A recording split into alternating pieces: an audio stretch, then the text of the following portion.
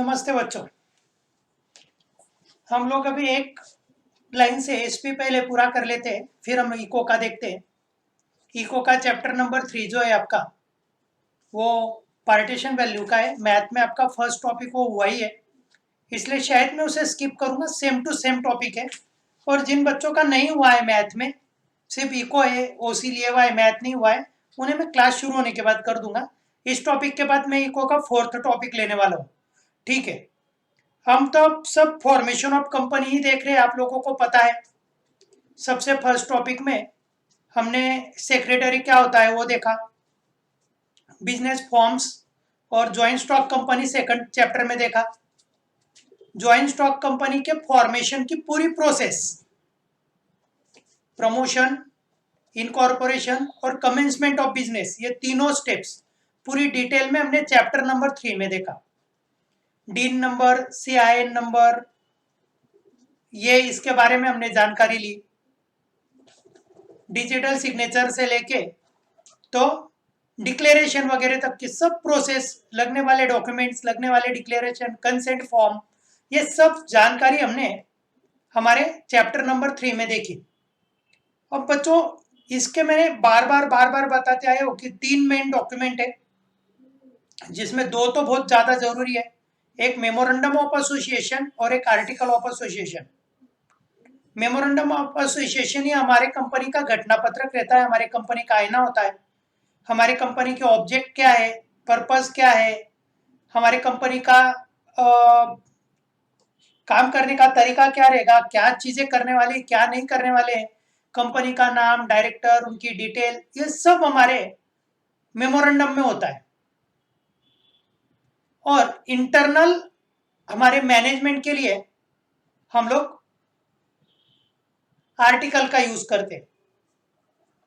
तो ये दोनों के बारे में पूरा डिटेल और बहुत अच्छे से लेक्चर हमें इस टॉपिक में देखना है। मैंने आपको मैग्नेट ब्रेन एक यूट्यूब चैनल के बारे में बताया था, उसमें CS पायल का लेक्चर था। तो मुझे ऐसा लगा कि वो सब डिटेल दे रहे हैं, CBSE में ही है सिर्फ, तो CBSE का 8 नंबर का चैप्टर और हमारा ये 4th नंबर का चैप्टर एकदम सेम है। हालांकि आप उनके लेक्चर भी देखो तो बहुत बढ़िया है, कोई चिंता नहीं है, उन्होंने भी अच्छे से समझा के दिया है। आज हम सब ये रिटर्न और बहुत अच्छे से समझ लेते हैं। कंपनी फॉर्मेशन के लिए बच्चों, आपको एडमिशन कॉलेज में लेना है तो कितने डॉक्यूमेंट्स लगते हैं आप खुद देखो। पिछले कॉलेज का LC लगता है, आपका मार्कशीट लगता है, कास्ट सर्टिफिकेट, क्रीमिलियर, सब लगता है। स्कॉलरशिप के फॉर्म के लिए लगने वाले कुछ डॉक्यूमेंट्स और अलग होते हैं। आपको लाइब्रेरी में रजिस्ट्रेशन के लिए और डॉक्यूमेंट्स लगते हैं, सभी बातें, फोटो वगैरह लगते हैं, आपके एड्रेस प्रूफ लगता है, जिनकी स्कॉलरशिप आने वाली उनके बैंक डिटेल्स लगते हैं। जब हमारी इतनी सी चीज के लिए हमें इतने डॉक्यूमेंट्स की जरूरत है, तो ये तो कंपनी आर्टिफिशियल पर्सन है, इसकी अपनी एक लीगल एंटिटी आने वाली है, इसे एक बहुत बड़ा लाइफ परपेचुअल सक्सेशन मिलने वाला है, उन्हें अपना एक कॉमन सील मिलने वाला है। इन सब चीजों के लिए तो बच्चों डॉक्यूमेंट्स की बहुत ज्यादा जरूरत है। कंपनी में हजारों लाखों लोगों का पैसा इन्वेस्ट होता है और उनके साथ चीटिंग ना हो, इसलिए रजिस्ट्रेशन के प्रोसेस में बहुत से डॉक्यूमेंट्स की इन्हें रिक्वायरमेंट्स होती है। इतने सब डॉक्यूमेंट्स हमें इस टॉपिक में नहीं स्टडी करना है, बस कुछ जो प्राइम डॉक्यूमेंट्स है उसके बारे में इसमें इस चैप्टर में आपको बहुत अच्छे से जानकारी दी है। नेम क्लॉज, एड्रेस क्लॉज वगैरह जो चीजें हैं, जिसके बारे में मैं थोड़ा थोड़ा इसके पिछले चैप्टर में बोला हूँ, वो बहुत डिटेल और बहुत मस्त इसमें दिया है। आपकी ये जो नई बुक आई है बच्चों स्टेट बोर्ड की, ये CBSE से भी कुछ भी कम नहीं है। मैंने देखा, उसका भी CBSE का बुक भी डाउनलोड किया, उसके नोट्स भी देखे और आपके भी देख लो, कोई डिफरेंस नहीं, सिर्फ टॉपिक ऊपर नीचे कर दिए। पहले बहुत फर्क था, बोर्ड के इसमें हमारा सिलेबस थोड़ा कम होता था, CBSE का ज्यादा होता था, पर अभी वो अंतर बहुत सा कम हो चुका है। तो आप इसे एंजॉय कीजिए, इसे थोड़ा लर्न ही करना पड़ेगा बच्चों। देखो, जब तक आप खुद लिखोगे नहीं, लर्न नहीं करोगे, जब तक आपका काम होगा नहीं। बस इस चीज को ध्यान देना है। चलो मैं करता हूं, document related to formation of a company. At the time of incorporation of company, following documents have to be submitted to the ROC। एक memorandum of association and article of association, ये दो ही दे रहे हैं. Public company, if it is collecting capital from public, must issue prospectus to invite the public buy its shares, debentures, etc. Let's learn in detail about these documents in this chapter. ये यहाँ ये बोल रहा है, यदि आप public company के लिए काम कर रहे हो और आप पब्लिक को शेयर्स बाय करने के लिए एप्लीकेशन मतलब आह्वान करने वाले हो या उन्हें अप्रोच करने वाले हो, तो आपको प्रोस्पेक्टस की भी जरूरत है. तो एक ये हो गया मेमोरेंडम ऑफ एसोसिएशन, एक ये हो गया आर्टिकल ऑफ एसोसिएशन. और यदि आपकी पब्लिक कंपनी और आप पब्लिक से शेयर लेने वाले हो, शेयर कैपिटल लेने वाले हो, पब्लिक को शेयर बाय करने का बोलने वाले हो, तो आपको प्रोस्पेक्टस भी लगेगा. तो इन सभी के बारे में हम इस चैप्टर में स्टडी करने वाले हैं. मेमोरेंडम के बारे में अब जितना आपको पढ़ने मिलेगा उतना, बच्चों 7 से 8 पेजेस पूरा मेमोरेंडम है अभ्यास है. हम इसको बहुत अच्छे से समझने की कोशिश करते हैं. आज से हम लेक्चर्स की लेंथ थोड़ी छोटी करेंगे, छोटे छोटे लेक्चर्स बनाएंगे. जब भी आपकी इच्छा हो उस लेक्चर को रिवाइज करके आप रिवीजन कर सकते हो. It is primary document of company as it state the purpose of which the company is form.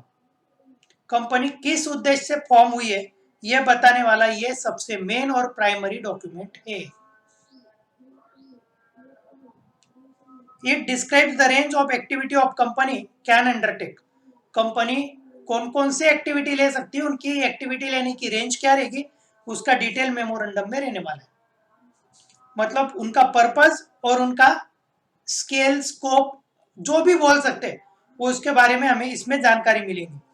Section 256 of companies act 2013 defined memorandum as memorandum of association of company as originally frame or as altered from time to time in pursuance of any provision of any previous company law or of this act. ये एक original frame किया हुआ document है. इसे हम time to time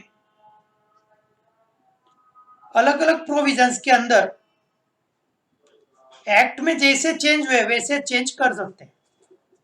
जैसे company act 1956 था पहले, अब कंपनी एक्ट 2013 है. 56 के कुछ अमेंडमेंट्स कुछ कैंसल किया होगा, एक्ट कट किया होगा और उसमें कुछ नई इंप्रूवमेंट्स लाई होगी, तो इसे आप अल्टर कर सकते हो.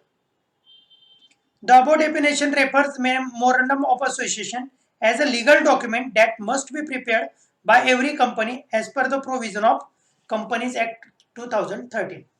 बच्चों इसमें क्लियर कट दिया है कि कंपनी एक्ट 2013 के हिसाब से इसे आपको बनाना ही पड़ता है, प्रिपेयर करना ही पड़ेगा.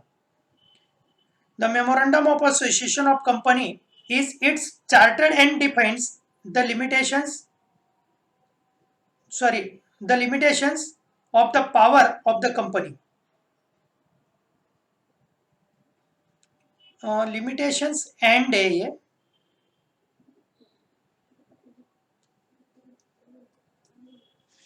कंपनी की मर्यादाएं क्या है और कंपनी की पावर्स क्या है ये बताने वाला एक डॉक्यूमेंट है. As per this definition memorandum is a document which describes the constitution of company and its right or privileges. Company का घटना पत्रक क्या है, घटना क्या है, कंपनी के पास उससे कौन कौन से राइट्स है और उनकी कुछ मर्यादाएं क्या है, यह बताने वाला एक डॉक्यूमेंट है. It state the power of company, that is what it can do and what it can't do. ये क्या कर सकते और क्या नहीं कर सकते ये भी ये आपको बताता है. हम माल कैश में ही सेल करेंगे, क्रेडिट में ही सेल करेंगे, हमारा कार्य क्षेत्र महाराष्ट्र में ही रहेगा या इंडिया में रहेगा, इंडिया के बाहर रहेगा, हम लोग सिर्फ आईटी में ही काम करेंगे कि हार्डवेयर और सॉफ्टवेयर में भी करने वाले हैं, क्या करने वाले और क्या नहीं करने वाले इसकी जानकारी हमें इसमें पूरी मिल जाने वाली है. It is primary document of company which state its aim and objective. Company का एम और कंपनी का ऑब्जेक्ट क्या है यह बताने वाला एक प्राइमरी डॉक्यूमेंट है. It describes regulates the relationship between company and outsides, that shareholder, creditor, supplier, investors, etc. who can make out the memorandum whether the company is permitted to undertake a certain activity or transaction or not.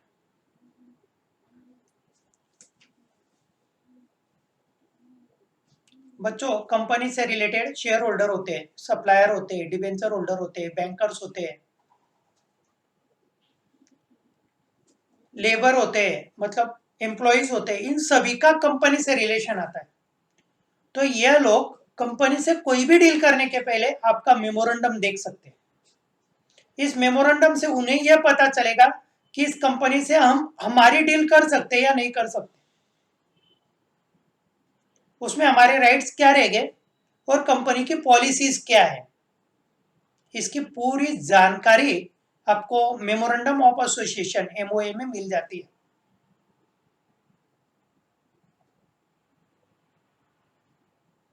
जैसे बच्चों हमारे memorandum में लिखा होगा कि हम हमारे अमुक अमुक सप्लायर से या सप्लायर्स की रेंज दी होगी कि इस टाइप के लोगों से ये टर्म्स और कंडीशन के साथ ही परचेसिंग करेंगे, तो सप्लायर वो टर्म्स और कंडीशन एग्री होगा तो आपसे डील करेगा, और उसे वो एग्री नहीं है तो आपसे डील नहीं करेगा। जैन इरिगेशन में वर्कर्स लोगों का एसोसिएशन नहीं हो रहा है, उनकी यूनिटी बोलो तो ये नहीं हो पा रही है। जैसे अलग अलग जगह यूनियन होती है, लेबर यूनियन या एम्प्लॉय की यूनियन होती है, तो जैन इरिगेशन का मेमोरेंडम ही ऐसा है कि वह यूनियन ही नहीं बन पा रही है या बनती नहीं है। तो लेबर को कभी यूनियन में नहीं रहना है तो वो ज्वाइन करे, यूनियन ही चाहिए तो कंपनी को ज्वाइन ही ना करे, क्योंकि उनके मेमोरेंडम में उससे रिलेटेड सब रूल्स रेगुलेशन उन्होंने मेंशन किया है। हमारे शेयर होल्डर के राइट्स क्या रहेंगे, ट्रांसफर के राइट्स क्या रहेंगे, उसके डेथ के बाद नॉमिनी के रिलेटेड राइट्स क्या रहेंगे, डिविडेंड के राइट्स क्या रहेंगे, डिविडेंड किस टाइप से दिया जाएगा, उसके पहले कौन से रिजर्व्स निकलेंगे, यह सब डिटेल आपको मेमोरेंडम में रहेगा। तो शेयर होल्डर इसे देखेगा, उसे लगेगा तो वो कंपनी में इन्वेस्ट करेगा, नहीं लगेगा तो नहीं करेगा। तो इन लोगों ने ये चीज यहाँ बताई है कि ये हमें ये डिस्क्राइब करते हैं, ये रेगुलेट करते हैं कि कंपनी के और आउटसाइडर्स के रिलेशन कैसे रहेंगे, उनके शेयर होल्डर के साथ के रिलेशन, क्रेडिटर्स के साथ, सप्लायर के साथ, इन्वेस्टर के साथ कैसे रहने वाले, डिबेंचर होल्डर के साथ, यूनियन लेबर्स के साथ, who can make out from the memorandum, ये चीजें उन्हें मेमोरेंडम से क्लियर हो जाएंगी।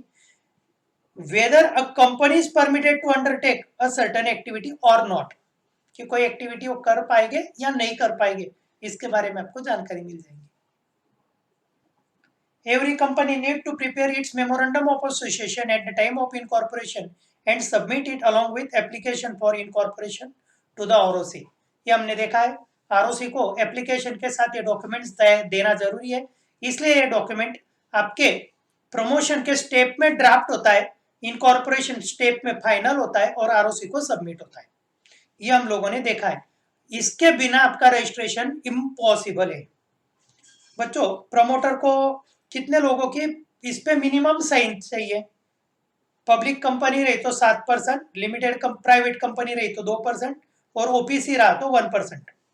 Each subscriber must write against his name the number of shares he has agreed to subscribe.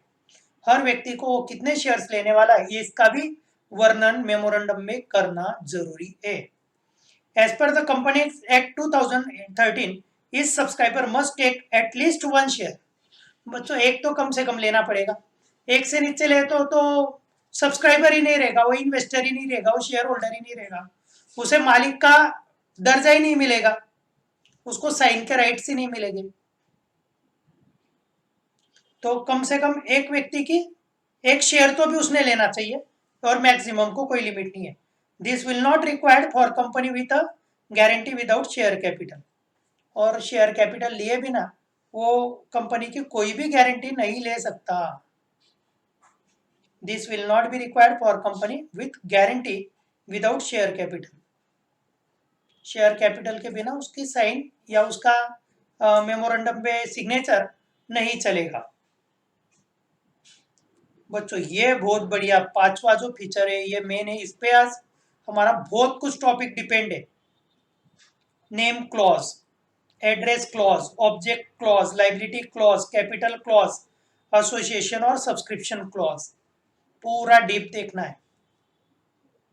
Company का नाम क्या रहेगा, वो पहले किसी का है तो हमें अलाउड नहीं होगा, नाम में प्राइवेट लिमिटेड कब लगेगा, सिप लिमिटेड कब लगेगा, ओपीसी कब लगेगा, ये सभी चीजें हम 4-5 नामों की उन्हें लिस्ट देंगे, उसमें प्रेफरेंस देंगे, उसका रजिस्ट्रेशन, नेम क्लॉज। मेमोरेंडम का सबसे मेन पर्पस हमारी कंपनी का नाम डिक्लेयर करना है, क्योंकि नाम ही तो आपको आर्टिफिशियल पर्सन की आइडेंटिटी देने वाला है। ये क्लॉज जरूरी है। हमारा रजिस्टर्ड ऑफिस का एड्रेस मस्ट, एड्रेस क्लॉज। हमारी कंपनी का उद्देश्य, हमारी कंपनी के मेंबर्स की लाइबिलिटी लिमिटेड है, अनलिमिटेड है, या लिमिटेड बाय गारंटी है, जो भी है, कैपिटल ट्रांसफरेबल है नहीं है, नॉमिनी के बारे में के राइट्स, ये सब हम इसमें देखेंगे, और एसोसिएशन और सब्सक्रिप्शन क्लॉज। तो ये सब हमें डिटेल देखना है। इस डॉक्यूमेंट में ये मेन क्लॉज अवेलेबल है, 6 क्लॉज अवेलेबल है। As it depends the nature and character of company, it is not so easy to alter the clauses. बच्चों, ये कंपनी का एक प्राइम डॉक्यूमेंट है, कंपनी का नेचर और कैरेक्टर बताने वाला डॉक्यूमेंट है, तो इसको अल्टर करना बिल्कुल इजी नहीं, उसकी बहुत लंबी प्रोसेस है। The act has laid down specific rules and provisions to follow to alter इस क्लॉज। कोई भी क्लॉज को अल्टर करने के लिए आपको स्पेशल मीटिंग से लेके, परमिशन से लेके, सेबी के रिकॉर्डिंग से लेके सब कुछ करना है। आज मैंने एक प्लेयर का देखा, अक्षय बड़ौदा, गुजरात का कोई प्लेयर है, अभी किसी टीम के थ्रू खेल रहा है शायद, और स्पिनर बॉलर है। बच्चों, उसके स्पेलिंग में के छूट चुका है, तो उसके एलसी पे जो स्पेलिंग था उसी के नाम से अब उसका रजिस्ट्रेशन हो गया है, पासपोर्ट भी उसी के नाम से, आधार कार्ड भी उसी के नाम से बन गया है। आज ही ये मैंने न्यूज देखी। अभी इस साल का ही कोई प्लेयर है, गुजरात का प्लेयर है, और इसमें खेल रहा है वो अभी फिलहाल। जब एक आदमी के नाम को, लीगल नाम के अल्टरेशन में तकलीफ है, तो कंपनी के नाम के अल्टरेशन से या कोई भी क्लॉज के अल्टरेशन को बहुत ज्यादा प्रोसीजर है, बहुत ज्यादा प्रोसीजर है। बच्चों, हमारे गाड़ी के ड्राइवर है भीखा बहू, उनका माड़ी और महाजन, ये 2 सरनेम है, दोनों एक ही है। उनके पापा के नाम पे महाजन था, उनके नाम पे माड़ी है। जब उनके बच्चे के डॉक्यूमेंट्स की वक्त आई स्कॉलरशिप से रिलेटेड, तो उन्हें इस क्लॉज में बहुत दिक्कत गई, और उन्होंने उनको 3 पीढ़ियों के नाम चेंज करना पड़े, उसके एप्लीकेशन देना पड़े, रजिस्टर्ड करवाना पड़ा, पूरा लीगल प्रोसेस करके उन्होंने सब नाम अपडेट करके ये एक ही एक करके अब एक नए नाम से पूरे ट्रांजेक्शन शुरू किया है। अब उन्होंने माड़ी यही सरनेम रखा है। पहले लोग एक ही है, माड़ी लोग महाजन रखो, कोई माड़ी कोई महाजन रख देता था। तो बच्चों, जब एक सरनेम चेंज करने में उन्हें, मैं बोलता हूँ 12-15 डॉक्यूमेंट्स और कम से कम 2 से 2.5 महीने घूमना पड़ा था, जब जाके वो सब सेट हुआ था। तो कंपनी का तो कोई भी क्लॉज अल्टर करने में हमें इससे ज्यादा काम करना पड़ेगा, और कभी ये रूल्स रेगुलेशन नहीं तो कोई भी कभी भी नाम चेंज कर देगा, तो ये नहीं चलेगा, ये बिल्कुल नहीं चलेगा। ठीक है, मेरा पॉइंट आप लोगों को यह समझ गया है। अल्टर करने के लिए, चेंज करने के लिए, उसमें इंप्रूवमेंट करने के लिए आपको पूरी प्रोसेस फॉलो करना पड़ेगी। ठीक है, it can't contain anything contrary to provision of the companies act 2013। Company act 2013 में मना किया हुआ कोई भी आइटम आप इसमें इंक्लूड नहीं कर सकते। Any act done by company which goes beyond the power of memorandum will be ultra virus, that will be invalid।